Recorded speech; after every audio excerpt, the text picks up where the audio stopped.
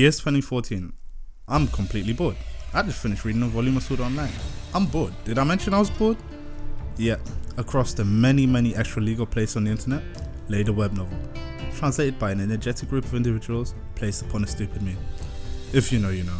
Back in the day, I used to sit around chatting shit with my friends and ask each other if we had infinite money, what would we adapt?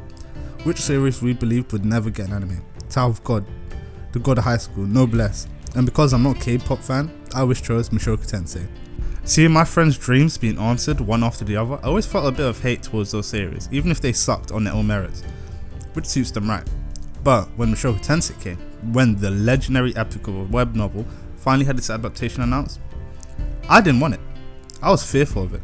One of my favourite series being adapted, no way. But then came the specific group to adapt it, then came the trailers, and then finally came the anime. I can't lie. It completely blew me away. It looked amazing and flowed so wonderfully, and had been everything I'd hoped for.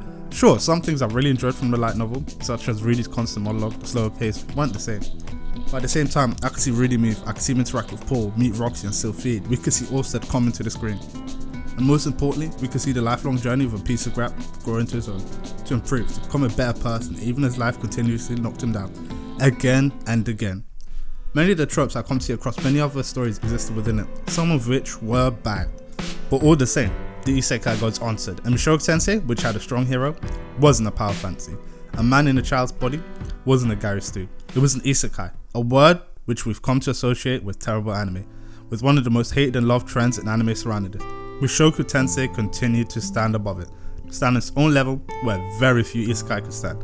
Season 2. I missed the first season of my YouTube career, but I'll be sure to follow it this time. This isn't a review, this isn't my recommendation to tell you to watch this, it's just simply a love letter to one of the best. Mushoku Tensei, keep rolling.